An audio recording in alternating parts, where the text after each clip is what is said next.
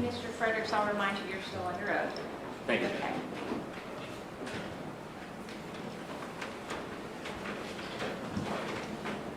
Good morning, sir. Good morning. Yesterday, you discussed the technical issues you assessed when working with the video. Yes. For example, you just explained the fisheye distortion, motion vector analysis, and frame rate analysis, just to name a few. Is that correct? Yes. Regarding the frame rate, what would happen to the accuracy of the timing from image to image if someone were to import the original video into an editing system such as Apple Final Cut Pro, Adobe Premiere Pro, or Avid Media Composer? Any non-linear editing systems such as all those mentioned and programs that allow someone to edit video, when they import video with a variable image refresh rate that we talked about yesterday, it forces an average, so it completely strips out all of the reference to timing from image to image, and it essentially fabricates a false representation of time. So these systems generally have what's called project settings. They can set the project to 29.97 frames per second, 30, or 59, or 60. Those are kind of the limitations. So when you import a variable image refresh rate system, it will just standardize the timing. So you lose all reference for time. Thank you, sir. And to go back to yesterday, to bring us up to date, please play the video from the moment the defendant reaches towards the door until he yells stop for the first time.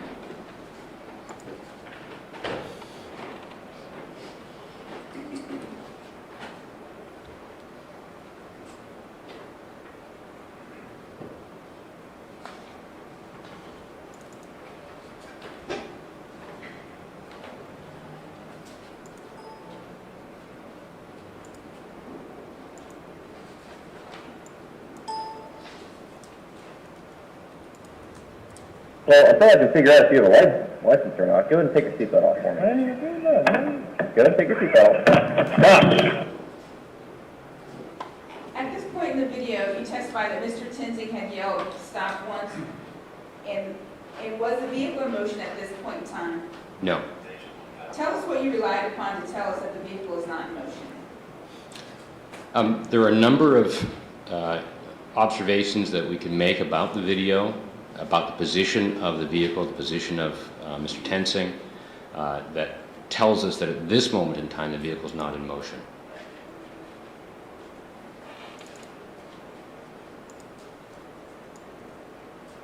As Mr. Tenzing is approaching the vehicle, there are marks on the roadway that we can observe. This is this is motion blur, basically the blurriness because of the compression. But occasionally we get observations we can make. There's a line across the roadway that I'm pointing to that comes and goes as we move toward it. But it actually stays in the same position, just about at the position of the front of the tire. So we can see that crack in the road, and that crack in the road is there today still. So we can make this observation. What I'll do is I'll go to the document, the observations document that we looked at, and I'll just go to a point where the activity occurs.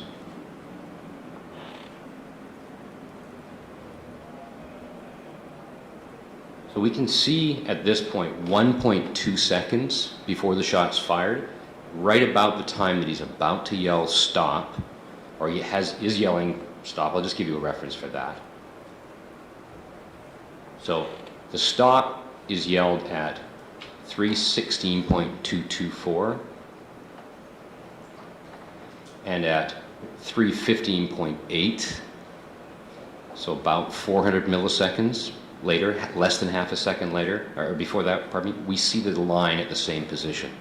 So that basically establishes, just from that single observation, that there is no forward momentum from the car from the time that it was stopped initially in the traffic stop until this moment in time. So we have that observation we can make.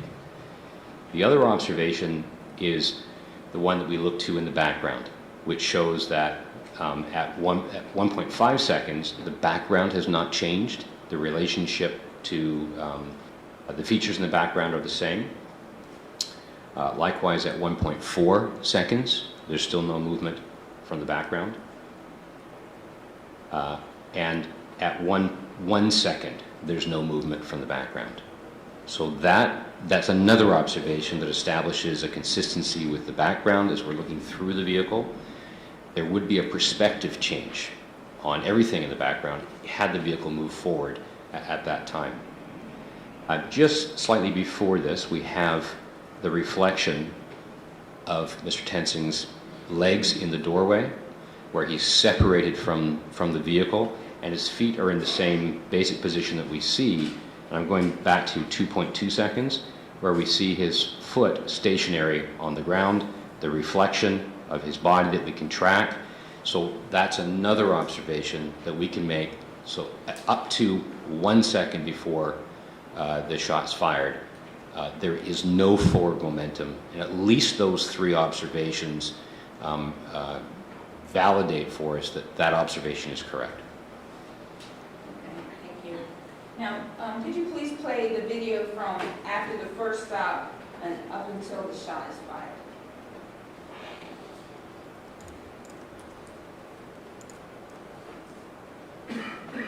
I'm at the 1 second mark before the shot's fired right now, and I'll play it from here. And tell us how that was, you're saying that's 1 second? About 1.1 seconds, yes. Now, between the first stop and the shots fired, in that 1.1 seconds, does the vehicle move? Yes. What do you base your determination on? When I went out to the scene, I made some observations, but I'll go back to this slide for a moment and demonstrate. This is 1.4 seconds. We still have the same background. We're at 1.1 seconds where we see the same background. We're basically 1 second. So this is where we are. We can confirm at 1 second and 59 thousandth of a second, no motion. We then lose continuity of the background because of the motion in the camera. We don't see the mark on the roadway. So I have to assume at this point, I can't say when exactly the car starts to move, but at the time of the shot, we begin to see a change in the shape of the vehicle in the background. So in other words, if I'm looking at the side of a vehicle that's facing toward me, I'll have a perspective under the vehicle and to the left side. And as I move more toward the vehicle or this way, then the angle of the vehicle is going to change. So that's what we're beginning to see as a slight angle change here. So this indicates to me that there's been, within that 1 second period, there's been forward momentum. This is 100 milliseconds, 178 milliseconds before the shot's fired, and I can see a slight change. As we move forward after the shot's fired, again, I'm detecting a little bit more change, but we're not yet past the left side of the vehicle, the driver's side. As we move forward, we can still see we're still not, this is after the shot's fired, we're still not at the center of the vehicle yet. I can still see light between the front right tire and the back right tire. Once we're basically dead center on this, we'll lose that light because the angle will change and we'll see basically be aligned with all the tires. That has not happened yet. And as we move forward, we get to about this position where we're pretty much on line with the car. But this is after the shot is fired. So to get there, to the point where the shot would be fired to this position here, the movement would be very slight. And I have an image of the driveway that kind of gives us some reference for that. Okay. And I think it's in as one of the exhibits in the case. Yes. Can you share that to us?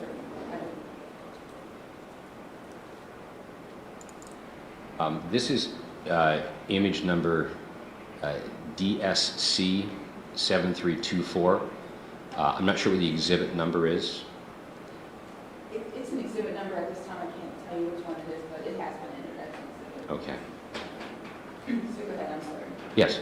So the front of the vehicle is stopped in line with this line of the cement, about right here. Officer Tensing is standing in about this position at the driver's door. The position that the vehicle is in at the time of the shot is we can still see the left side of this vehicle. So it's the Officer Tensing would have moved from about this position, I'm going to move to the left, to roughly this position. So that's the movement that would still give us the perspective of the left side of that vehicle. So this is just a few feet. Great, thank you. Now, Mr. Bridgers, in that last clip you played, you could also hear the sound of a vehicle engine. What comment do you have about that? We hear the ignition start, we see the ignition start at about that time, and just slightly after that, we hear the sound of a car engine. But there are two cars there. There's a car that is driving toward the parked vehicle, and as the shot is fired, the car is virtually, they're going by each other. The car that is coming is obviously going faster. We hear a sound of a car engine at that time. There's no way for me to determine, or forensically for anybody to determine, which car we're listening to. Objection. I don't know how he can speak for anybody other than himself.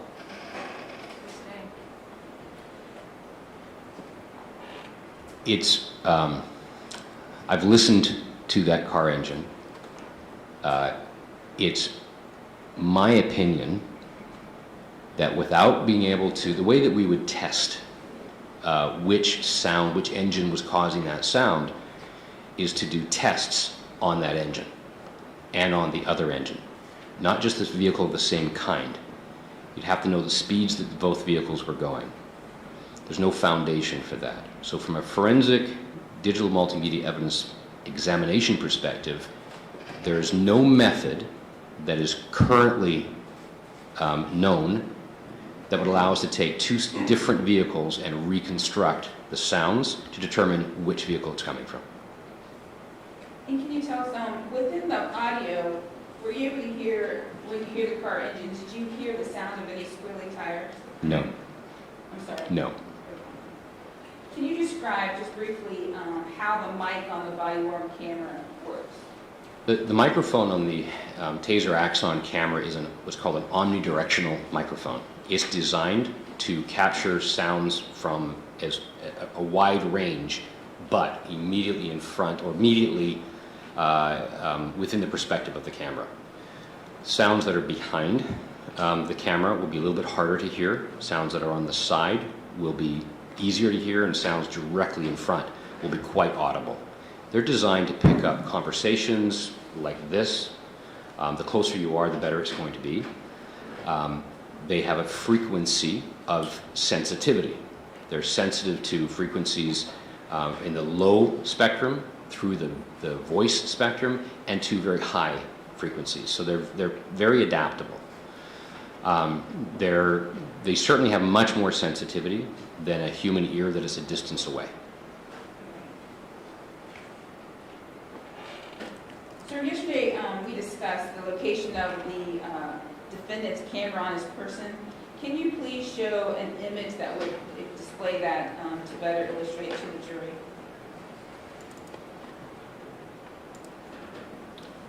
I'm showing an image from Officer Kidd's video at 4 minutes 49.472 seconds. There's a magnified view here that I've provided that shows the position of where Officer Tensing was wearing the camera. I've used this image to do my measurement of approximately 13 inches from his eye to the lens, which is right where I'm pointing. And then I examined these two images together to make the observation of where the camera perspective is in relation to where the gun is, in relation to where his eyes are. And in this observation, the camera is facing the center of the image. It's below the gun, which then demonstrates that the gun is higher and in front of Mr. Tensing, and that his head is higher than the gun. Thank you, sir. Can we look at slide 115?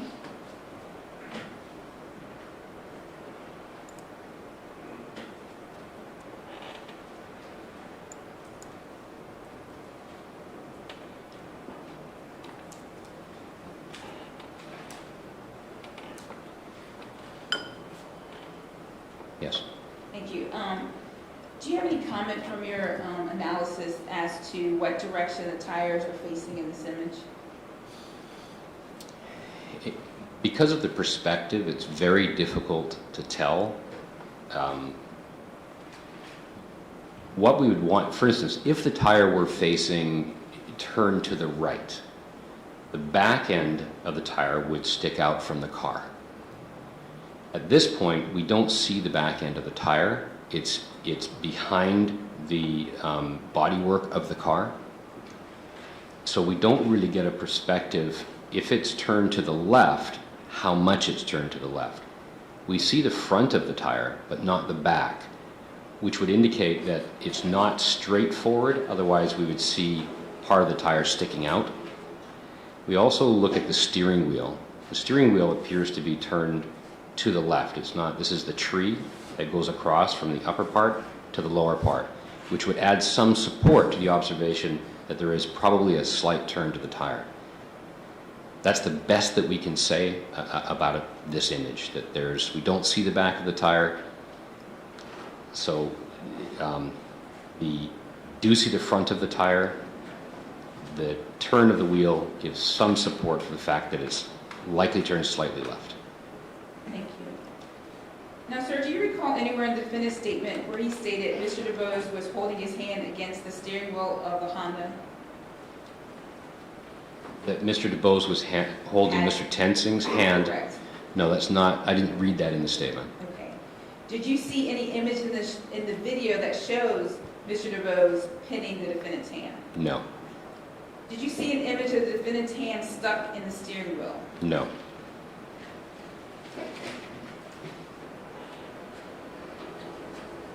How long did this entire event last, from the opening of the door until the shot fired?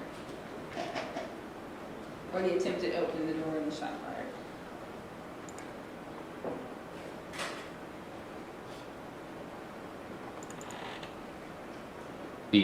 The event from saying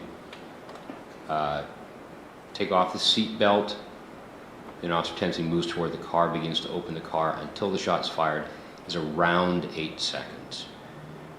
The event of reaching forward toward the front of the steering wheel until his hand is now moving toward the chest is about 0.4 seconds, and I can play that. Okay, thank you.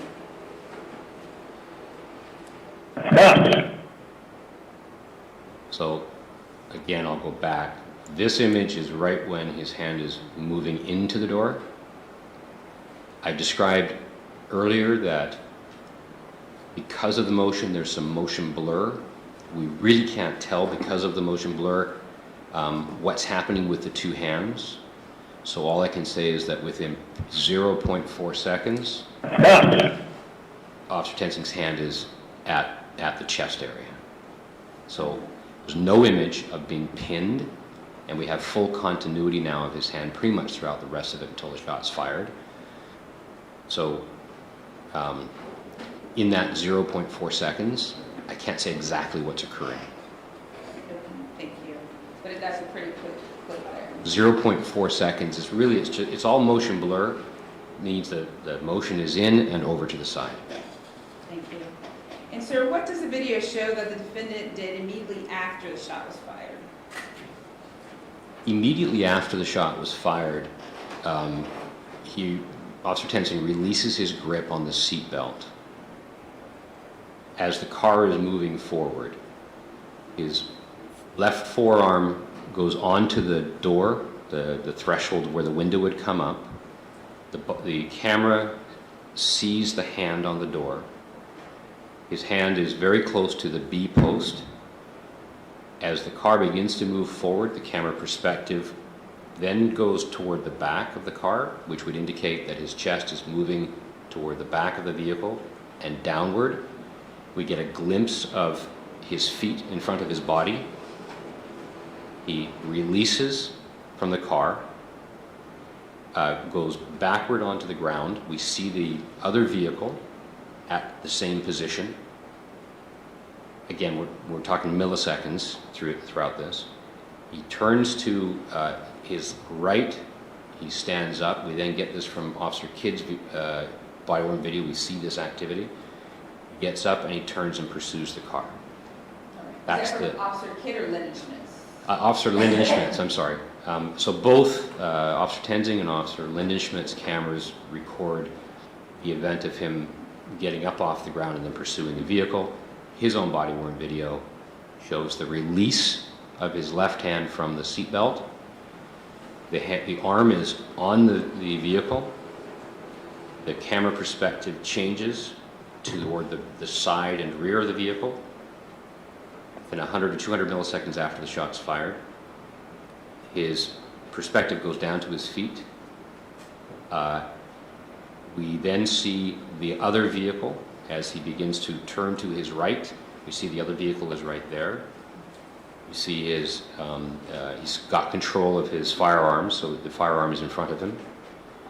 He gets up, turns, and then pursues, and then we have, he goes over to the vehicle and there's some other activity. Thank you, Mr. Fredericks. I have no further questions. Mr. Matthews, cross-examined. Mr. Fredericks, just so there's no confusion here, you are being paid by the state of Ohio to analyze that video and offer your opinions, is that correct? Yes, I am. And do you know how many hours you have devoted to this project, roughly? No, I don't. Can you estimate? I can't.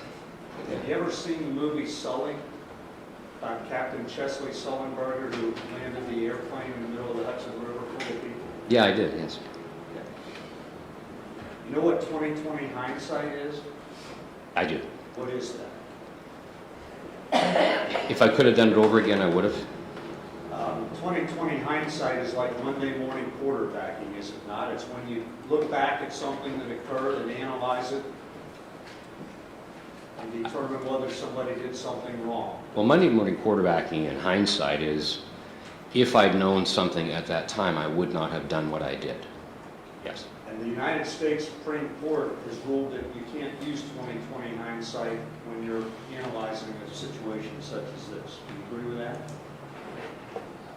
Well, I've never heard that term in a forensic capacity. I think if somebody were a Monday morning quarterback sitting at home without doing a forensic analysis, I probably would agree with you. You don't consider yourself a Monday morning quarterback using 20/20 hindsight to tell these ladies and gentlemen of the jury what's depicted in that less than 3-second video?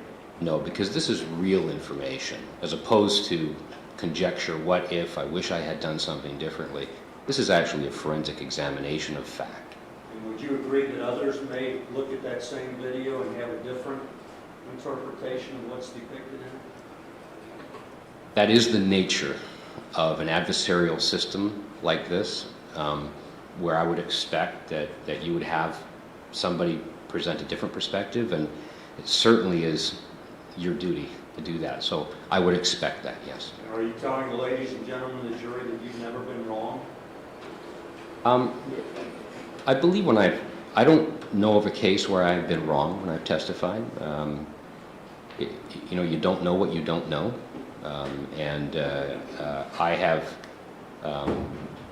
I have never had a case where somebody has demonstrated a different perspective where I said, oh yeah, I made a mistake. So no, I'm very cautious with my examinations and my evidence. I'm very clear about, For instance, the issue of what happened when he moved his hand in there. I said, I can't tell you definitively that there was no pinning, but whatever occurred in 0.04 seconds. Okay, well, let's move on. Yes. You agree that the body-worn camera that you demonstrated to the jury records what the camera sees, correct? No, not necessarily. Tell me where I'm wrong about that. Okay, so the camera is a light receiver. It receives reflection of light. Technically, we call it photon energy. There's what's called a charge-coupled device, a CCD, behind the lens. That device interprets the light information, and we have the curvature that I talked about. It's then encoded, and the camera... I don't mean to cut you off, but I don't understand all this. Well, let me finish, please. The camera itself is seeing a constant display of information. The encoder is what assigns the timing. So we have to look at the timing correctly. So if you're saying that the camera sees a constant frequency of information, the encoder changes that timing. So we have to assist in the understanding of that timing. That's one example of where it might not be completely accurate, that the camera records everything that the lens sees. Well, so are you telling me that the video that you've presented here is not completely accurate? No, the video I have presented is accurate. I heard you yesterday testify that, and again, I didn't understand the technical aspect of it, but that the video shoots a frame and then fills in gaps on the next few frames or something like that. Is that correct? All MPEG video uses prediction where it can repeat data. All MPEG video does that. Every CCTV camera in the world does that. The ones in the courtroom, same thing. So a forensic video analyst needs to understand that to see whether or not that has an effect on the accurate understanding of what is actually happening at that moment in time. So I have to evaluate all that, and I took that into consideration. So my observations, my analysis, took that into consideration. And that's Forensics 101. Okay. You taught many law enforcement personnel about video cameras, correct? Yes, both law enforcement and private, yes. And that would refer to both dash cam videos in cruisers and body-worn cameras, correct? That's correct. And have you ever told them that they should not ever rely solely on what is shown on a body camera video? You definitely, my belief and my training is that the videos, there's an old adage that the video is the silent witness, an image is worth 1,000 words, that it speaks for itself. It's a very dangerous concept. And I hope that in this examination, that when you look at it, I've been able to assist you to better understand the video, to understand the frailties of timing, those kinds of things. So my training is never take it on its face value.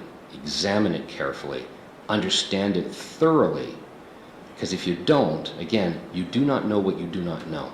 So carefully look at the technology. If you understand how it was created, you can understand what it means. Am I hearing you say that the video is not 100% reliable? Well, it is reliable if it's properly examined. And so I can assure you that I have presented it in a reliable manner, that you can rely on the observations that I provided. I've heard you say before that digital recordings are designed to fool the human eye.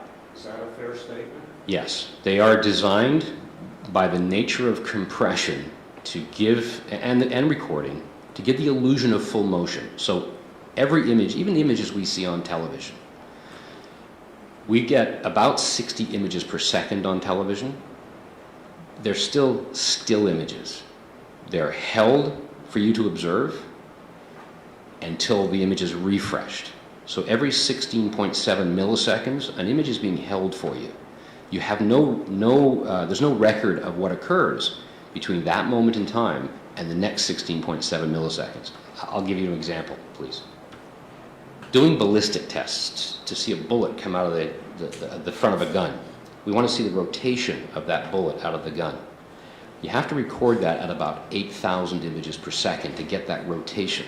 If you just record it with a regular camera, you don't see it. So I have stood on a shooting range, and I've seen these are practice rounds that have a very low velocity of about 900 feet per second. I can see the projectile going from behind the gun to the target. I can see more than a camera can. Camera can't record that information because I can perceive more stuff. So the issue of whether it's accurate provided that we understand its limitations. It wouldn't be accurate to record the projectile. It's not what it's designed to do. It's designed to give a representation of what occurred at the scene. Finished? That's a thorough response. I'll try to keep it shorter. Thank you.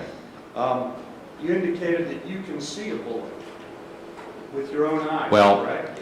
these are practice loads that have a lower velocity that I have experience where I can see the bullet going, yes. Would you agree with me then that what you see through your eyes is often different than what the camera records? Yes. And the fact that if I heard you say it once yesterday, I heard you say it 20 times that this camera that Ray Tenzing was wearing on July 19th was, I believe you said 13 inches below his eyes, correct? That's correct. So you don't know what you saw from 13 inches above that camera, correct? I don't have a record of it. We just have a record of what happened 13 inches below his eyes. And you indicated, I believe, that the camera is firmly attached to his chest, correct? Yes. Does that mean it doesn't move? No. Does that mean that 13 inches is always 13 inches no matter what? Well, it's fixed to the chest, and if the shirt has some movement to it, there would be some movement to the camera. And how about if the head or neck has some movement to it, such as down or back or sideways? Yes, the perspective of the human eye is not the perspective of the camera. So that 13 inches that you referred to over and over again is meaningless. Do you agree with that? No, it's critical because the description that Officer Tenzing provided in his statement was that his eyes were below the door. If his eyes were below the door, the camera would be 13 inches lower than that, and that never occurred. You indicated in one discussion I heard you participate in that officers sometimes misinterpret situations, and you were brought in to rehabilitate the officer. Remember ever making that statement? Can you give me a reference, please? This would be a lexical point counterpoint production. Not too long ago. Yeah, that was a webinar that I Yes. took part in body-worn video issues, and I think the reference for that was that a police officer, we have a big national discussion going on right now. The question is, should a police officer review their video prior to providing a statement? My experience is that police officers will often misinterpret the video. They'll see something in the video, they'll then say, oh, that must have happened. And because of the timing changes in video, they'll often misinterpret force issues. And many times the officer will look at a partner's camera and they'll get confused about what in reality occurred, and they'll start giving evidence about what they saw, but it was actually from a perspective they could not possibly have seen it. And it's not, in a lot of cases, a nefarious thing where they're trying to make stuff up. They just get confused. We call it video memory. So the discussion is, sometimes the recommendation is don't look at your video because you may invent information that didn't occur. There's a danger in doing that, and that's what that conference was about. And you indicated in that conference that you were sometimes hired to rehabilitate the officer, correct? Well, I don't recall that word, but my intent by that is to assist the officer to accurately understand what the video showed. And if they want to retract statements, change their memory based on that interpretation, that's up to them. The problem is, of course, when you make a statement and then you try to change it later because the facts don't bear out. And you were brought into this case to help Ray Tenzing, correct? In fact, it was just the opposite. If I was, well, no, I would reject that statement. Just I was asked to interpret Mr. the video. Fredericks. Excuse me, let me answer your question. Go ahead. I was asked to assist in understanding the video and provide information, accurate information to the trier of fact. If I worked for you, sir, on this case, I would have done exactly the same thing. And would it be a fair statement on my part that in the split second or the 2 or 3 seconds this incident occurred, Ray Tenzing could very well have misperceived exactly what occurred? Have you experienced that? Well, you're asking, sorry, let me understand. Are you saying if he had seen the video or not seen the video? Either way. Could he have misinterpreted the events at the time? I mean, that's outside my area of expertise. I have an opinion, but it's outside my area of expertise. Okay. Mr. Fredericks, we know that Ray Tenzing saw the video before he gave his statement, which you saw at the Cincinnati Police Department, correct? Yes.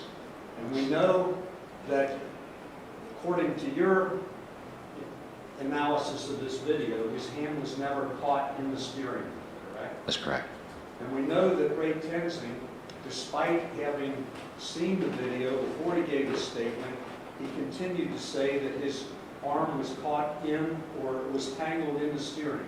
That's correct. Okay, and now can you explain why he would stay with that perception that his arm was caught in the steering wheel when he had an opportunity to see the same video that you've analyzed?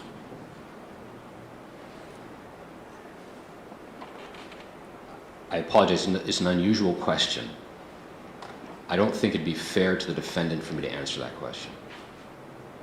Okay, I'll take that. Now you've shown on one of your slide by slide or frame by frame programs up there on the screen. All the images have little clipped edges, like somebody took a pair of scissors and cut the edges off. Yes. And you've indicated that that's so that you can flatten out the images, correct? Well, I didn't use the term flatten out. That's a calibration of a fisheye lens. When that calibration occurs, the result is that the image, when it becomes calibrated, it does everything. It basically is a correction, but because the edges are so curved, that's the result that you always get. And you call it a correction. Would alteration be another word to apply to it? That's not a term that we use in forensics. Because it's a process that is repeated. It can be repeated by any other expert with the same tools and qualifications. The same process is applied to every image, so it is exactly the same. So we're not altering it, we're correcting it, calibrating it. Would you agree with me that the camera, and I think you've already probably answered this, does not see what Ray Tenzing saw? I would agree that Ray Tenzing would have a different perspective than the camera would have.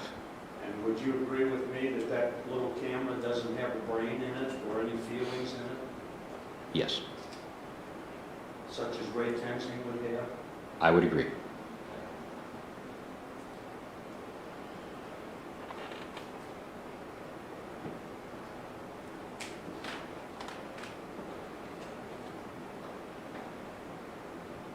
I guess, would you agree with me that the video recorded by that body-worn camera is but one piece of evidence, that it doesn't have any human factors built into it or any other forensic evidence, psychological, physiological evidence built into it?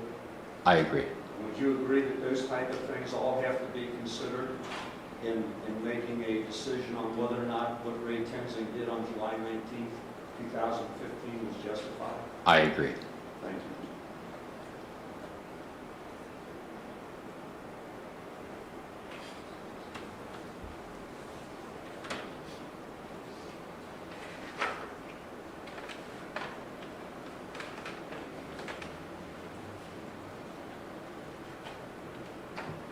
Judge, I have previously had a separate frame-by-frame DVD marked as Defendant's Exhibit 4.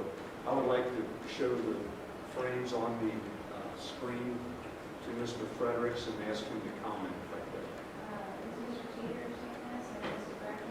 They've been previously furnished with a copy. Okay.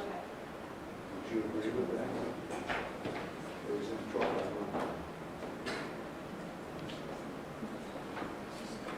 It's the same example. It's just we don't have all the... No objection? No, Your Honor. Thank you.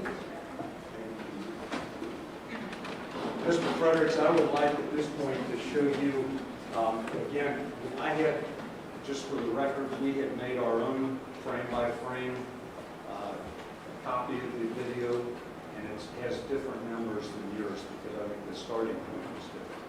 I would like to go through some of those with you, if that's okay. Yes.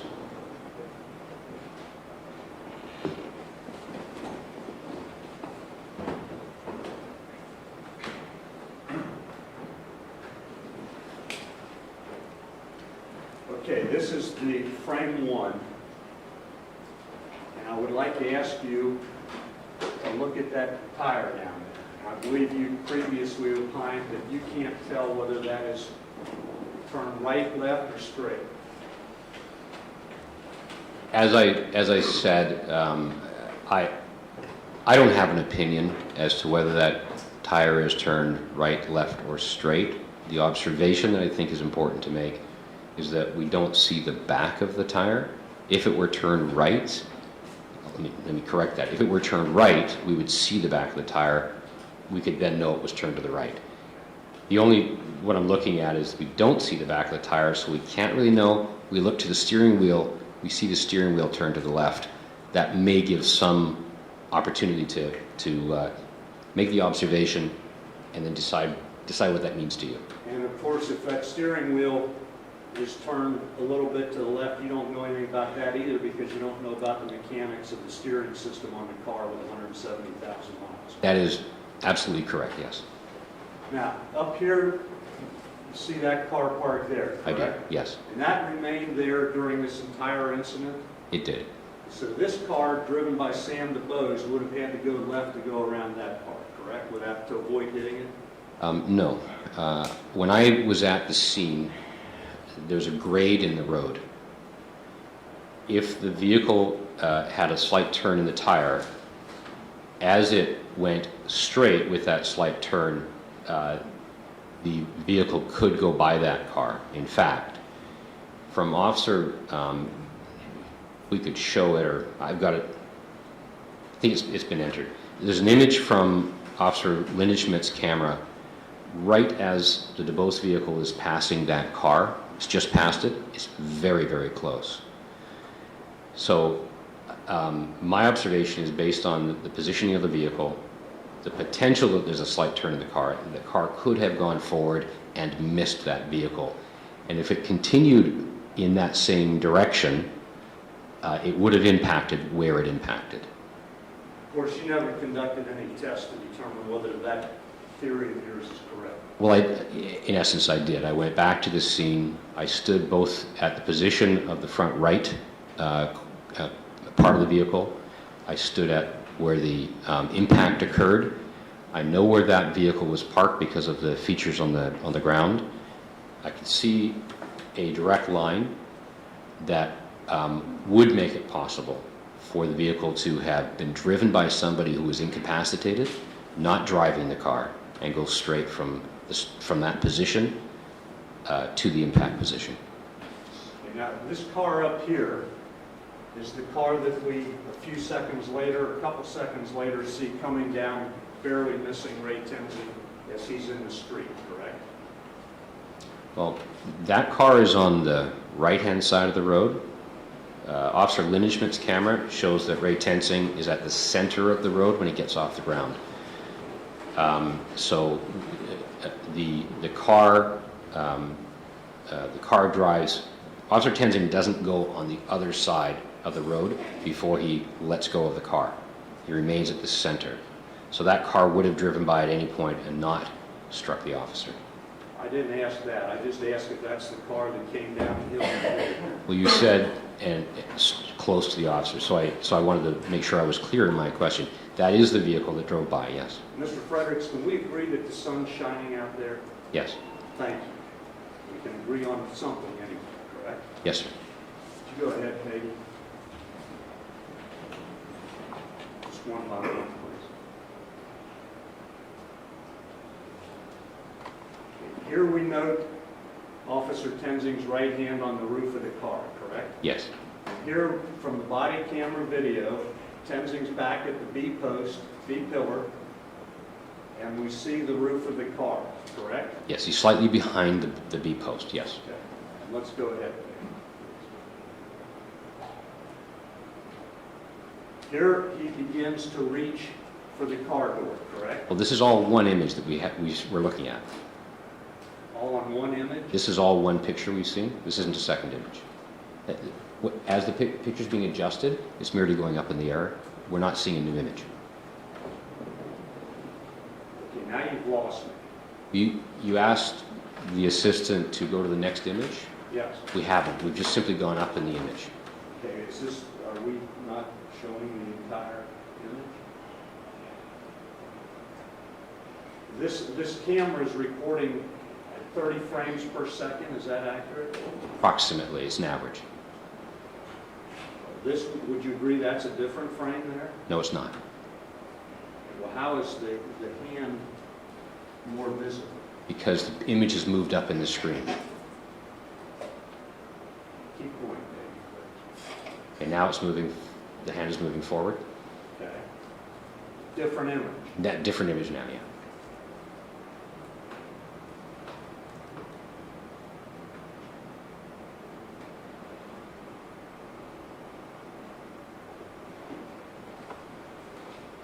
Mr. DuBose appears to be turning his head toward Ray Tenzing at that point. Yes. And do you know, from having watched the video, whether the car has been started? Not been started yet. Not been started yet. Do you know where the keys are at that point? He had the key in his hand to open the glove compartment. I'd have to review again. I don't know if he put it back into the ignition or if it's down close to his lap. I'm not sure. Keep going.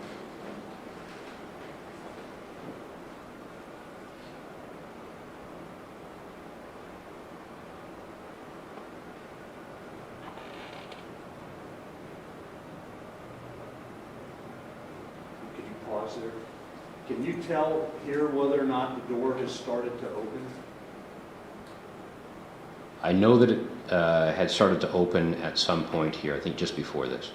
Okay, and this is obviously Mr. DuBose with his left hand Yes, starting to pull the door shut. Would you agree with that? correct. Thank you. Please do. Can you tell what he's doing with his right hand here as we progress forward? He's reaching toward the ignition. Thank you. Please do.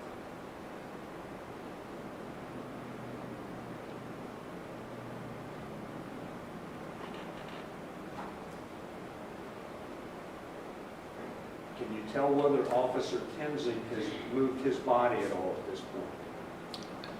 I can tell that his left hand is still on the door handle, his right hand is still on top of the car. Thank you.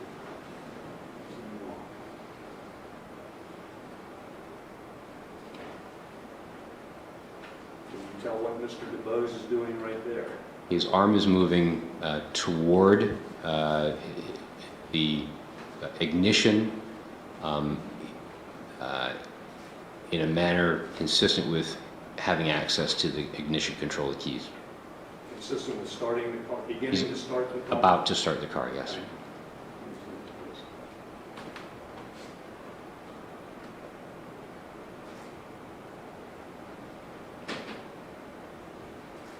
Now, would this indicate that Officer Tenzing is beginning to move his body? Yes, And that would be more forward of the B pillar, correct? yes. Thank you.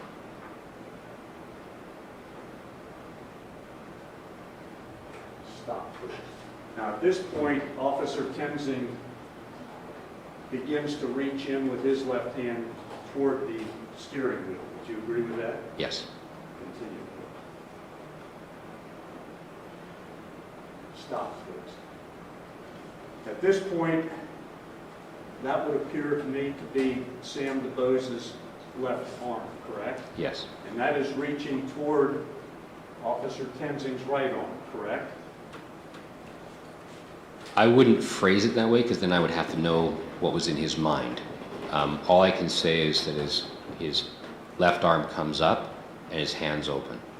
Would you agree that that is Officer Tenzing's left arm in front of Mr. DuBose's left arm? Yes. And would you agree that they are moving toward the steering?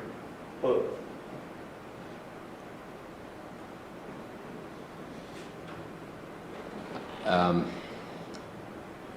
I think if we progress further, we'll see some more movement. But this image, if we can just go back one, please.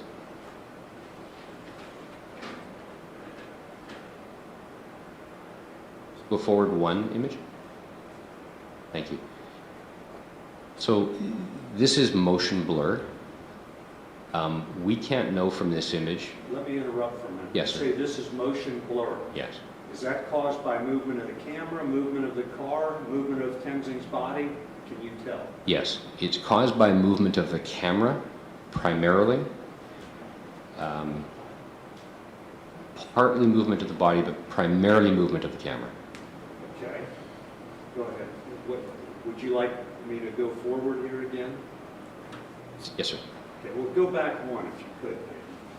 Okay, up to this point, we see again Sam DuBose's left hand apparently reaching toward Ray Tenzing's left arm, correct? Well, again, that would imply intent. I don't know if his intent was to reach toward or was he reaching upward. I can't say from this image. Let's go forward.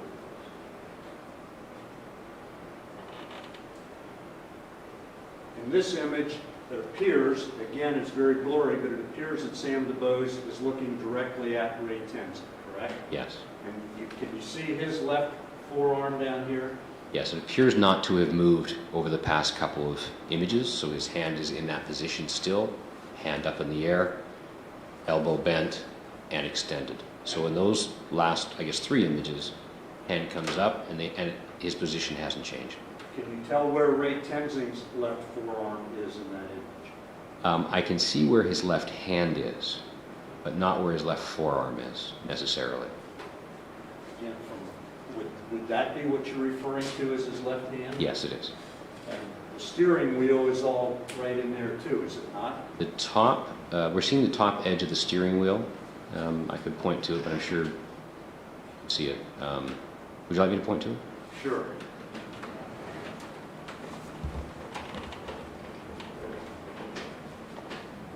The area. Just pointed to the area of the steering wheel. Please go forward.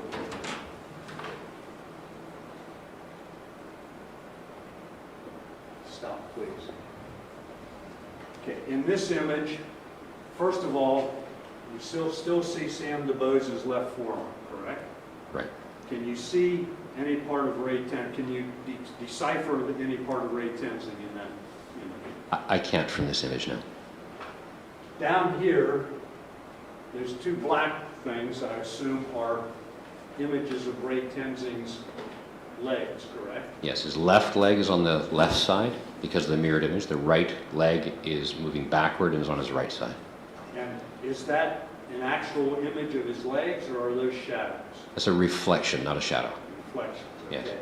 And what does this indicate right in here?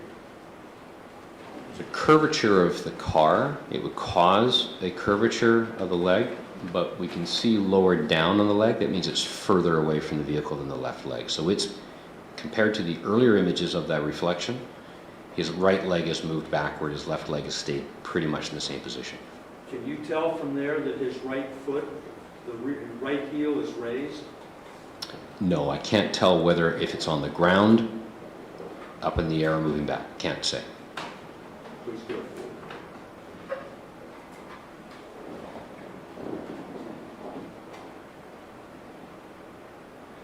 Okay, stop, please. Can you tell what is happening in here? Yes. Mr. Tenzing's hand is on the left side. That would be right here. Yes, and it's Okay. This is, what we looked at was that 0.4 second event. Now the hand is moving toward the chest. And can you tell what Sam DuBose is doing with his right arm and hand? I believe it's at the area of the ignition. In a moment, we'll see it move toward the steering wheel, but it's at the area of the ignition. Does it appear that it's dropping toward the center console gear shift there? I would say that's the area of the ignition, the gear shift, yes. Okay, and with his left arm, what is happening with that? Basically, it hasn't moved that I could tell from the position where it was open as Officer Tenzing was reaching in. All these images show the position of the arm not to have moved in that less than half-second event. And Officer Tenzing's arm is still somewhere between the end of Sam DuBose's left arm hand and the steering wheel. Would that be correct assessment on my part? Well, it's possible that his arm is above Tenzing's hand, but we can't know from this image. Please go forward. Okay, stop. Now we begin to see more rearward. Would you agree with that? Yes. And can you explain how that happened? Yes, the center of the camera, the center of his chest is facing the B post. So somehow Officer Tenzing has begun to turn to his right. Would that be a fair statement on my part? That's consistent with the observation of the right leg moving backward, yes. And at this point, And the reach forward. So you've got the reach forward, which causes the chest to move, and you've got the step backward with the right foot. and the reach forward being with his left arm. That's correct. And at this point, it's your testimony the car hasn't begun to move. It has not begun to move, yes. Has it started? Yes. Thank you. Please go forward.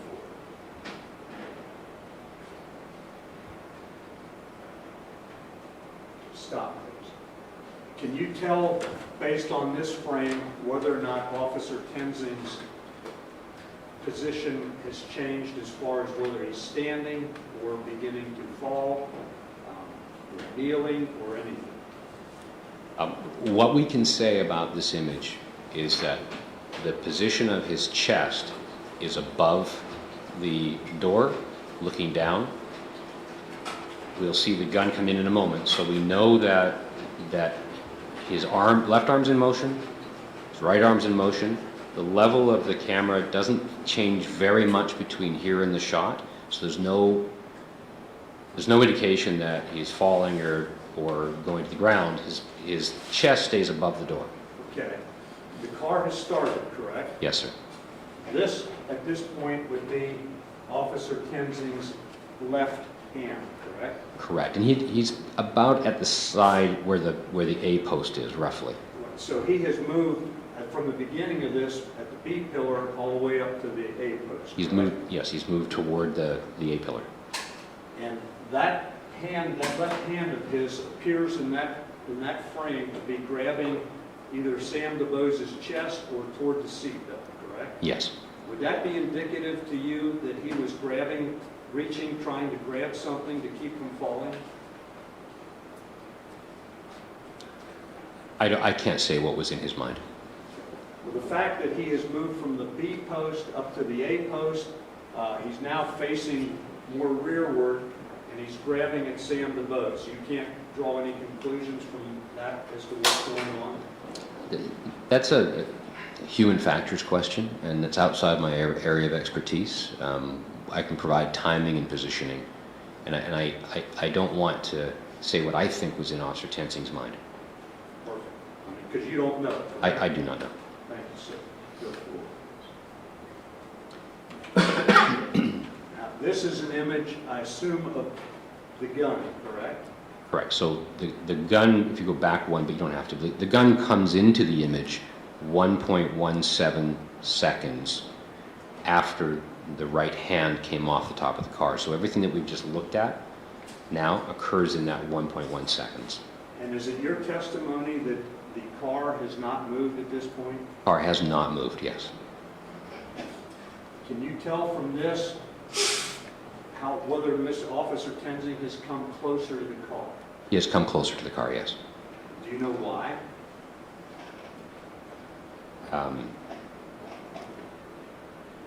No, he's moved closer to the car because he's moved closer to the car. The car's not in motion, so he has moved closer to the car. Well, if the car had moved to the left slightly, you haven't accounted for that, have you? Yeah, the car has not moved, Period. period. Can you tell where Officer Tenzing is with reference to the top of that car, for instance? I mean, and what I'm trying to ask you is, can you tell whether he's beginning to go down, fall? Well, the camera is above the door. His head is 13 inches above that. He is reaching into the vehicle, which would cause his chest, his legs wouldn't necessarily have had to move, but they could have. As he moves in, the camera comes toward the vehicle. So it's the camera that's moving toward the vehicle.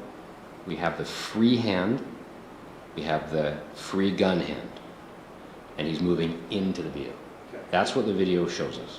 Well, we know we don't see the top of the car as we did previously with the body-worn camera, correct? Correct, because of the bend forward. And we've established that 13 inches you keep referring to is plus or minus some inches, depending on the position of whether the shirt has moved, whether the head has moved. If Officer Tenzing is standing erect, that's the distance. If he crouches, moves forward, there would be some change. Can you tell whether he's standing erect here or not? I would say he's not standing erect. He's tall. The camera would have been higher up. Thank you, sir. Please go forward. He's now moving up in the image. Okay, and here we see Sam DuBose's left arm, correct? Correct. And here we see Ray Tenzing's left arm. Again, are all these little squares, is that the predictive stuff you talked about that's filled in from other frames? No. Each one of those is an 8 by 8 macro block of pixels. So 64 pixels make up each of those squares. It's called discrete cosine transform. It's just the way that these images are made up. When there's motion blur, they will be more apparent in some areas because the compressor is trying to figure out what's happening. Okay. In this image, we now see, rather than the roof of the car, the interior Yes. roof of the car, correct? Yes. Can you tell what position Officer Tenzing is in for the camera to capture that view? I can compare it to the previous image. So he has come up in the image. So this is, the camera on his chest is now at about the center of the window. His head would be slightly over that, possibly over the car. Can I interrupt you? Yes, sir. Could his head also be cocked? No, because his shoulder is in view. So he doesn't have a lot of movement. So the shoulder gives us perspective of where the camera is. He's also very close to the car. Yes, and the gun is here. So we've got, the camera is sort of at the center. We've got the shoulder, so we know his head is above the shoulder and to the right. So he's not moving over. Okay, and at this point, can you tell from that image what Sam DuBose is doing? His left arm is up on about a 45-degree angle. His hand is partially open. His face is turned toward the officer. That's an accurate representation of what's happening at that moment. He is consciously looking toward Ray Tenzing, correct? Well, his face is turned toward the officer. We can't see his eyes here. He hasn't been shot, correct? That's correct. And you can't see what, or can you see in that image what he's doing with his right arm and hand? I believe it's moving up to the steering wheel. Thank you. Please go forward.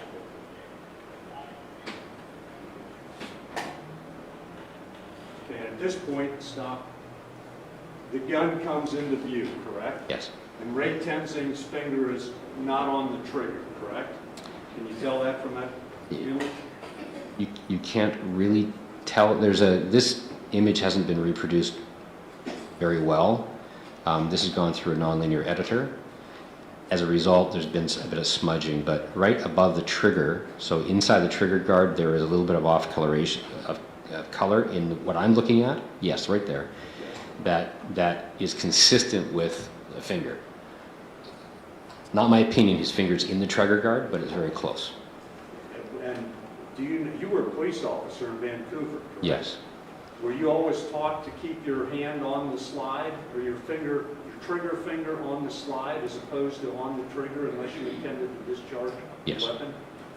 So could you characterize that as Ray Tenzing being in control of his weapon at that point? Yes. Please go forward. Okay, stop there. Mr. Fredericks, can you tell us anything about Ray Tenzing's positioning at this point? Yes, he's still at the A post. The camera is tilted downward. He still maintains the contact with DuBose's chest, and the gun is still above the camera, below the officer's eyes. And would you agree with me that there is no interior roof view there? I do. And would that indicate that Ray Tenzing is lower than he was in the prior photograph where the interior roof was visible? Well, it indicates that the perspective of the camera has changed because it is tilting downward. The camera itself has come downward a few inches. And he is now looking more rearward than into the interior of the car. Would you agree with that? No, this is a 130-degree view, so the center of the body is still facing into the interior of the vehicle. When you turn on a 130-degree wide view, the outside of the image moves quicker than the inside. It's basically because of the contour. That's why I corrected it. But in this image, with the distortion, you're getting a little bit of an odd perspective. So the camera is, because it's 180 degree, we're picking up the right-hand side is looking down the roadway, not to the side of the roadway, but the majority of the image is still in the interior of the car. But it's still, you would agree, rotated more rearward than when he started out. In this image, yes. Please go forward. Stop right in here. The last couple images in this image would indicate that Ray Tenzing was extremely close to that car, correct? And moving upward, yes. And what does it say, or what does it tell you by the fact that here is the door sill, here is his left hand, he's that close. Can you tell where the rest of his body is? He's leaning into the car. The camera is still just outside the car, above the door, but very close to it. So he is leaning in at that point. So his chest is not inside the car, just slightly outside, but leaning over the car door. And you can't say whether he's falling at that point?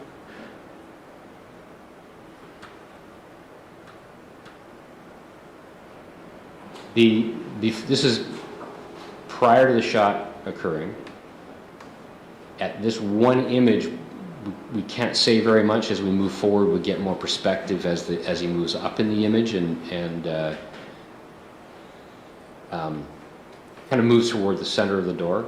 So in this particular image, the position of the arm doesn't go down. The camera goes down. So the arm here, if he were falling, would be going down. It doesn't. It stays in that position. From this perspective, and I'm holding my hand where the camera is, and I'm holding my arm out like Officer Tenzing is. As I move forward, it's the perspective of the camera that goes downward toward the door as he goes in. If he were falling, the arm would be going down. We're not seeing that. You would agree with me that this isn't like a college football game or professional football game where you've got 10 different cameras looking at the same thing? Yes. Would you agree with me that even if you have 10 different cameras looking at the same thing, oftentimes it's difficult to tell what happened? Could be. Please go forward.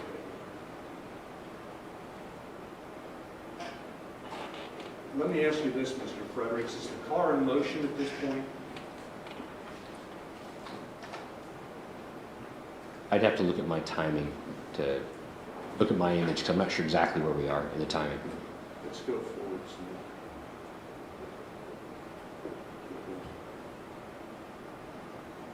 Okay, stop. Now, this is, again, before the gunshot, correct? Yes, We see the interior roof of the car. yes, We see Officer Tenzing's left hand, which appears to be holding on to the seatbelt, correct? yes, And Sam DuBose's right arm would appear to be on the steering wheel, appears to be yes, and his left forearm is now up over his head, correct? yes, And it would appear that he is looking forward yes. at something, correct? And he is faced forward, yes. Such as he's driving the car to avoid the car that's parked in front of him, perhaps. I don't know what's in his mind at that time. Can you tell from the background here that the car is in motion at that point? I think this is where I am able to say that it appears the car is in motion. And can you tell? I'd have to look at my images, but I don't disagree with you here. I think that's what I said at this particular image. Can you tell what the position of the rest of Ray Tenzing's body is? Yes, he is still closer to the A post than the B post. The camera is about centered in the window. The gun is above the camera. Let me interrupt. Can you see the gun in this image? Yes, Stand back here. This would be the gun right in here? no, that's his hand. Go up to the center top. Yes, that's the gun. And the, Okay, this is his forearm, yes, wrist is cocked slightly? yeah, so that's his watch, I believe, the first Okay. black up and down object. Right here? Yes, sir. And then further, there will be that would be the barrel, yes, Okay, and is that the? the grip, Grip, okay. yes. Go forward, please. And at this point, this is the interior of the roof, correct? Yes, This is the left hand of Ray Tenzing, Yes. still holding the seatbelt. yes, Sam DuBose is still on the steering wheel. yes. And can you tell anything from the angle here of the background? Yes, What is going on with Ray Tenzing? yes. The camera has turned to the left, causing the horizon to go upward. Such as it might do if he was falling. Well, if we were falling, he would be getting lower. We're just seeing a turn. So it doesn't take very much, so I'll just use my mouse here. If I do this, the horizon changes. So this movement would cause the horizon to do this. Falling movement would cause the horizon to go up, and we're not seeing that. If you're falling to the side, as you just demonstrated, or being twisted and starting to fall to the side, that would be exactly what's depicted there, correct? Well, we would see the changes in the arms. They would be doing something different as well. Would you agree with me that that's the B pillar? Yes. Thank you, sir. Please go forward. Stop right there. Mr. Fredericks, would you agree that this is Ray Tenzing's forearm? Yes. Would you agree that it's up like this? It's above the camera. No, I don't agree with that. No. Could you, I'll tell you, could you lower your arm? No, lower it. And point it at me. Like that? Yes. Okay. About like that.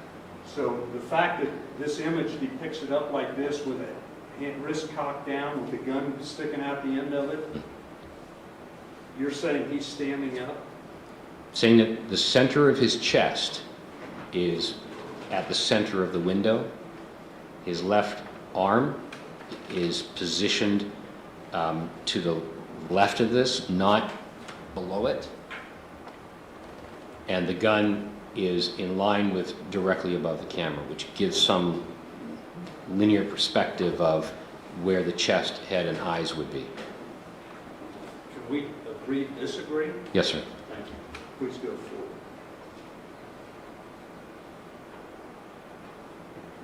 Okay, again, these images that we're seeing, this is at the time the shot is fired, correct? It's after the shot's fired, yes. Okay, and again, Officer Tenzing's forearm is depicted here, Yes, and his wrist is cocked. yes, Downward angle, correct? correct. Thank you. Please go forward. And at this point, can you tell Officer Tenzing would appear to be right up next to the car, correct? Yeah, now at this point, notice how the left arm is now on this angle. So and what I'm doing is I'm raising my elbow in the kind of perspective of the image itself. If you can just go back one, where we were for a second, yeah. The camera is now getting closer to the bead post. The elbow is raised up on the angle, not the way it was before. The background has changed. The vehicle is now in motion. Officer Tenzing has released his grip. His forearm is now on the window top. Yes. And his hand, as we'll see as we move forward, his hand will come close to the bead post. And before we go forward, the angle doesn't appear to be flat. It appears to be up and down. Correct, yes. Why is that? That's because he is now, after the shot, going downward. So what's happened is he has, the car has now moved forward. He has moved downward, he's released. His elbow is now resting on the car, and it's about in line with where his chest is. We can see the perspective, so the camera is about where the hand is, which is at the door. So he is now moving downward. We're getting an upward perspective. Okay. And you said his elbow is now resting on the car? Well, his forearm is on the door. Such as this? Similar to that, Or is it more like he's clinging on it, more like that. like what I just did last? Yes. Thank you. Please go forward. And now it would appear to me, I'm not the expert, but it would appear to me that he's beginning to fall to the ground, correct? Off the side of the car? He is, yes, he is, the hand is above the camera. He is now slightly below the level, the camera is slightly below the level of the door, and is right at the bead post, and we have an upward perspective. So the car is going by him as he's holding on to the vehicle. The car, which Well, car? sorry, the Honda is in motion, it's moving, and the perspective of the camera is moving down the car as he's holding on, so the car is moving faster than the officer is moving. And do you know how the officer is moving at that point? Well, he's holding on to the car. Well, okay. Is he running with the car? At this point, I wouldn't think so, no. Is he walking with the car? No, But he is moving with the car. he is moving with the car. But you don't know how he's moving with the car. Well, I know that he is still in control of his firearm with his right hand. You can see his left hand on the car, on the door. So I imagine he's applying some supportive force to maintain that position. So would you agree with me that he is attached to the car? While he's holding on to the car, that would be attached. Okay. He has attached himself to the car. Would you agree with me that he is not moving of his own free will at that point? I would agree with that. I think I understand your question. In other words, he's not in control of what he's doing at that point. I would agree with that. Please go forward. Now, at this point, you can stop. It appears that he is grabbing onto the bead post, correct? I would agree with that. I wouldn't disagree. I don't know if he has a grip, but his thumb is there and his hand is over. This is a fleeting event. We're looking at frame by frame. It's a fleeting event. So I don't know if he actually was able to grab or not, but But it would appear that that's what he's attempting to do. I think he's, well, I don't want to speak for him, but I'll not ask you. yeah, it's consistent with attempting to gain some kind of control as the car is moving. Thank you. And along this side of of Mr. DuBose's car, I assume that would be Officer Tenzing's cruiser, It is. and it's obvious from that Mr. DuBose's car has moved from the position where it originally stopped. correct? Yes, and we can see through the back window that vehicle that had been parked there is now in that different position. So we absolutely know the vehicle has moved since the shot was fired. Would it be safe for me to say that at this point, that's Officer Lyndon Schmidt and kid's vehicle back there? It is. Thank you. Please go forward.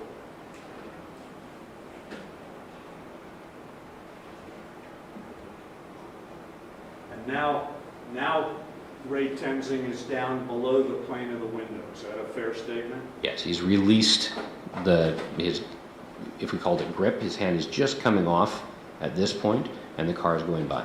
Is that part of Ray Tenzing there? Yes. What does that mean? I think that's part of his hand. Okay. He's away from the B pillar, correct? Yes. Please go forward. Stop. Can you go back one, maybe? Okay. This is the side of Sam DuBose's car, correct? Yes. What is this right here? Left foot, right foot. Okay, and what's that right there? That's the rear left wheel of the vehicle.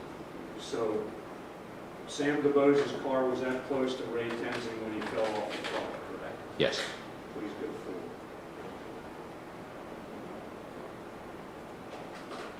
And what is happening in here? Camera's pretty much looking straight up as Officer Tenzing goes to the ground. How would the camera capture photographs of his feet if it's not movable, such as you described? Because his body was turned toward the feet as he's coming off the car, and then when he goes backward, the visualization of the camera comes up. Please go forward. Can you explain? Stop right there. What is this? This is his face in the image. How did that camera, if it doesn't move, look up Ray Tenzing's nose? We have a lot of activity as he goes to the ground. Obviously, he's brought his head forward as he's going backward, and that would cause him to be within it. It's a wide-angle lens. We have 130 degrees, so it's capturing part of his nose and upper head. And are you able to say what that is? Yes. That is the driver's mirror of the DuBose vehicle, and on the right-hand side is the other vehicle that is driving by at the same time. My perspective from back here is a little different. This would be the no parking sign that's out there, correct? Correct. And is that the vehicle you're referring to? Yes, so they're both driving by each other at the same moment. That's the audio question that we would have had. And Ray Tenzing is in between, correct? Yes. Please go forward.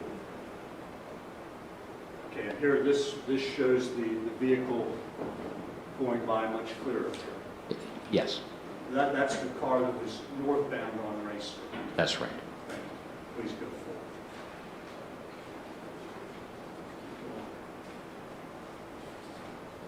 And now, can you tell what Officer Tenzing is doing? This is where he begins to move to the right. I wouldn't necessarily call it a roll to the right, because he doesn't really roll over. He kind of just, this is part of the recovery. Rolls to the right, stands up.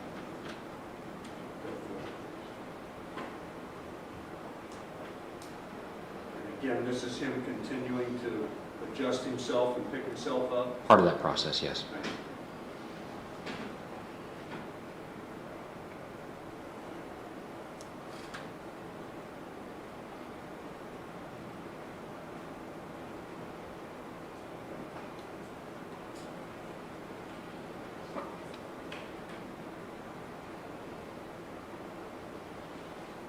Now he's beginning to get right side up, so to speak.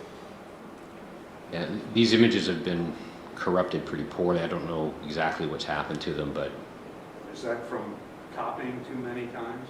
no, it's the way it was produced for you. But what we have here is this is where the vehicle in the background in the original image is much more clear. It's coming to a stop. That's the vehicle that was going northbound. Is that what the red is in here, taillights perhaps? It might be. The image has not been accurately reproduced, but the gun is in his right hand, which we can see. Left hand is also there. This corresponds with the Lynchment video, where we see him with his arms in front of himself, and he's getting off the ground.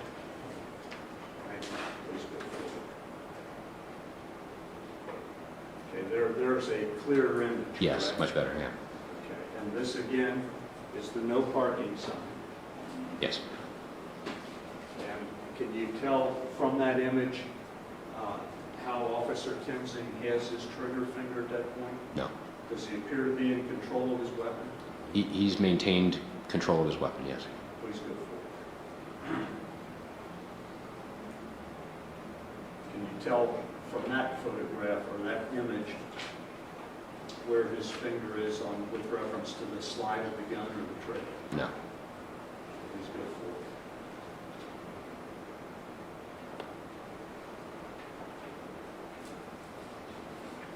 Stop for a minute.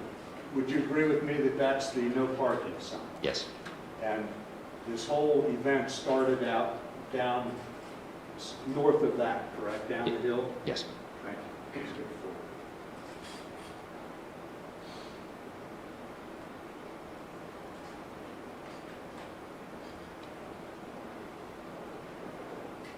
And now would you agree that Officer Tenzing is beginning to turn and look southbound toward the direction Sam DuBose was headed? Yes. And would you agree that that's Sam DuBose's car at that point? Maybe go forward a couple more. That was it. It might have been, yes. Okay. Please go forward.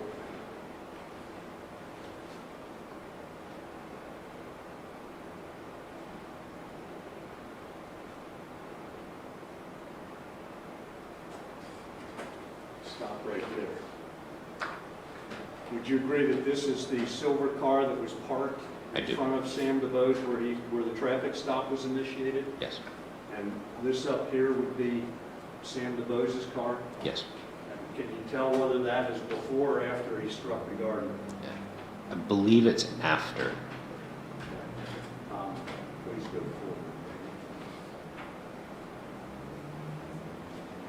And this is after Officer Tenzing regains his feet Yes. and begins to run up the hill? Yes. Thank you. That's enough.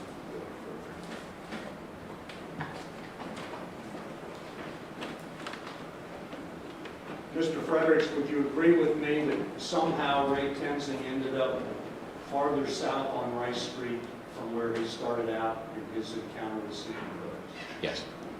And you would agree with me that this video, body-worn camera video, is but one piece of evidence in this entire situation? Yes. And you would agree with me that you have no idea what Ray Tenzing was thinking or perceiving, or what other stimulations he was receiving during the course of this? Yes. Thank you.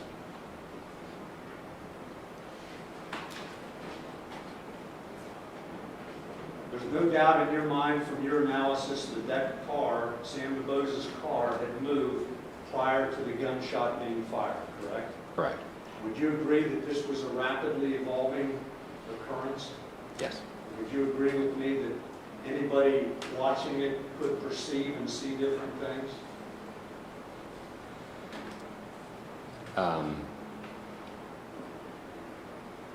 I think that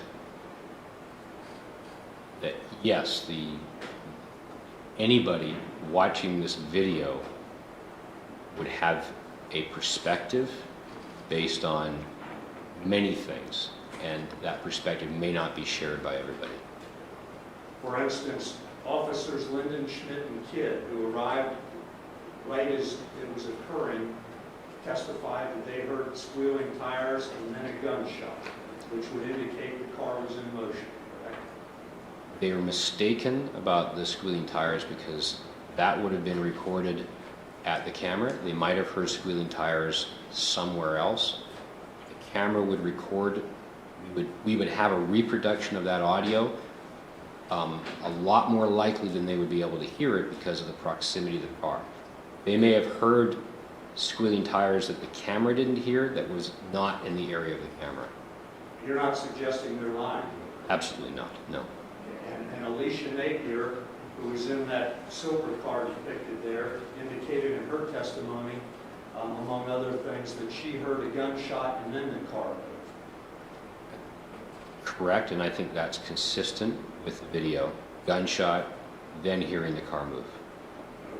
The car moving, I thought you testified the car moved before the I'm gunshot. sorry, sir, what you said to me was she heard a gunshot, then the car moved.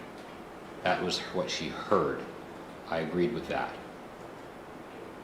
And you wouldn't call her a liar if she said that the car moved after the gunshot, would you? No, the car did move after the gunshot, I agree with that. But it was moving at the time the gunshot occurred also, correct?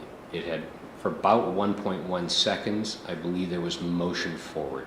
Pardon me, 0.9 seconds is the timing between the time we know the car has not been moving to the shots fired. Somewhere in there, we know the car started to move. So I guess if I just heard all that correctly, the car was in motion when the gunshot was fired, correct? That is correct. And if Alicia Napier testified it was not in motion when the gunfire occurred, she misperceived the situation, correct? This is the woman driving toward the vehicle? No, this is the woman who was seated in the silver car, watching Yeah. through her rearview mirror. I don't think that she would necessarily be incorrect from that perspective because the forward motion would have been very, very short. So I don't think that from her perspective she would have been able to perceive the motion forward, so I wouldn't say she's inaccurate. Or that her observation was inaccurate. Would you agree with me that everybody from every different viewpoint would perceive things differently? That's why we have this record that gives us an unbiased perspective of what occurred. And you keep referring to forward motion. There was also motion to the left, correct, of that car? I don't think it would have been measurable, but there would have to be some movement toward the center of the roadway as the vehicle moved forward, but probably not measurable within that, between the time it started to move and the shot fired. Somehow the car had to turn left to get around Alicia Napier's car parked there, correct? I do not agree with that, no. That implies a turning as the car is moving, as opposed to just going straight. When I examined where the cars were, that perception of where the impact was could have been a straightforward movement if the wheels were canted slightly. Also, we're going uphill, so if the wheels are turned, the resistance would cause that turn to increase, just because of the nature of the hill and the movement of the tires. That's pure speculation on your part. That is correct. Yeah, I would agree with that.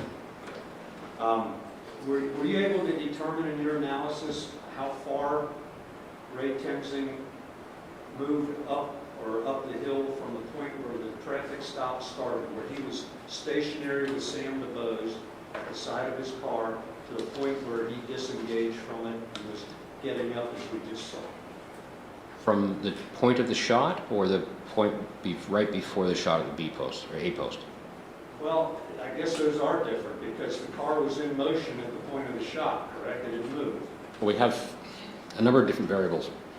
We have the first position, where he is first engaged, standing behind the B post. He then moves to a position where just by the A post, so conceivably a couple of feet, vehicle still not in motion. Then we have the activity, and in that last second of time, as the vehicle begins to move, he doesn't go downward, so he is moving in that couple of feet. I don't know if his body shifts balance, or it actually takes a step, but there is a movement forward with the vehicle in that 0.9 seconds before the shot's fired. So from that position to where he came off the vehicle. That's a good spot. Okay. How far?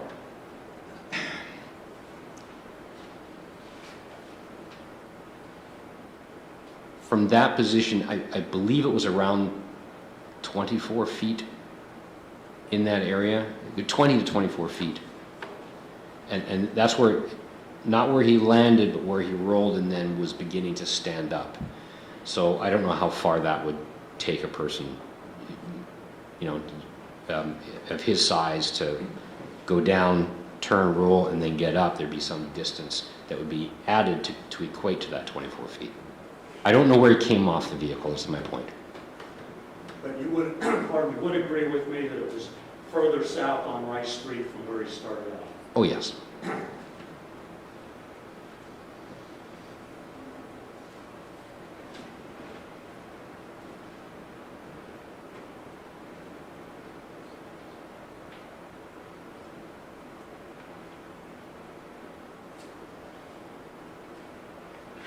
Mr. Fredericks, before I end, first of all, we can all agree that you weren't there when this happened, correct? Correct.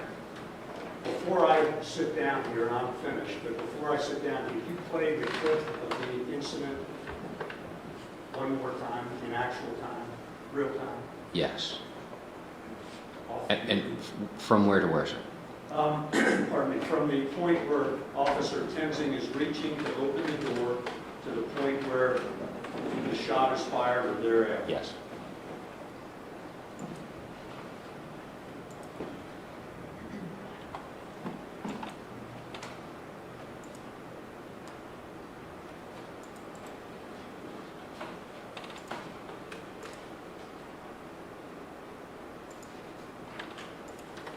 If you have a license or not, go ahead and take your seatbelt off for me. Why do you do that, man? Go ahead and take your seatbelt off.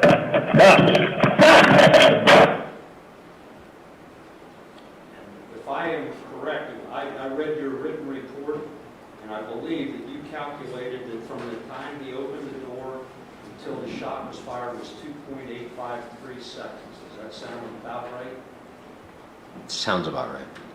And I've been up here, I don't know how long I've been up here, but yesterday, Mr. Graffenreid questioned you for some period of time, and again this morning.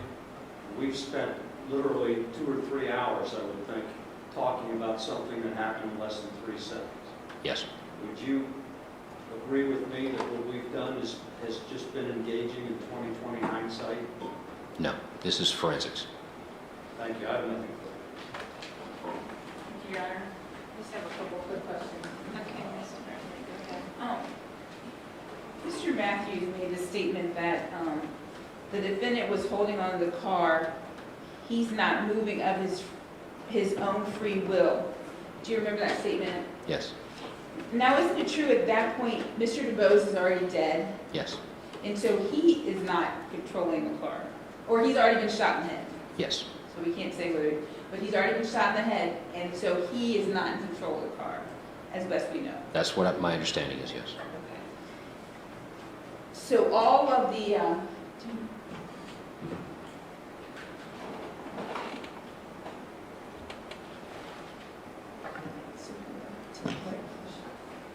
I can do it here. okay, can you, okay? Yes. Go right back, thank you. Where would you like to go? Just right before the shots fired. Yes. And then play from the shots fired, and I don't know if it was clipped through,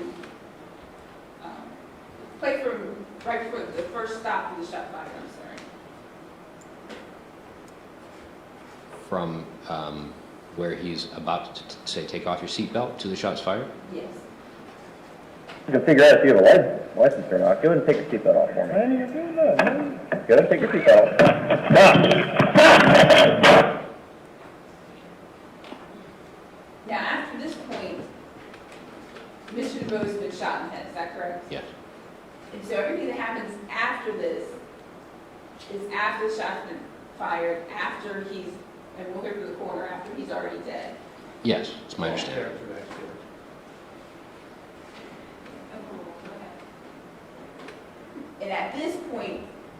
your testimony that how far had the car moved?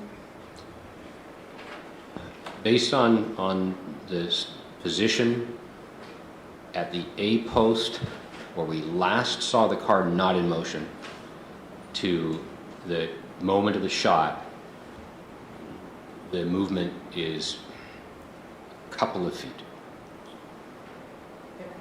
And then there's one other thing I want to clarify.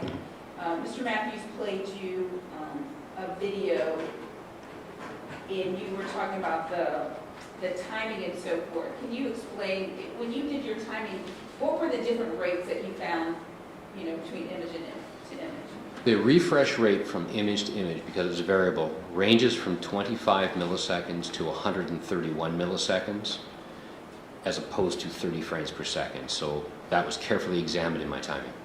And then when you present these, then that keeps the timing consistent? Well, when I'm doing it frame by frame, that keeps the timing consistent. When I played it here, I've done my best. This using QuickTime will read those time delays and should represent it relatively closely. But the timing that I have is precise. Okay. And I think you said that your process can be repeated over and over, and is that also peer reviewed? Yes. That process,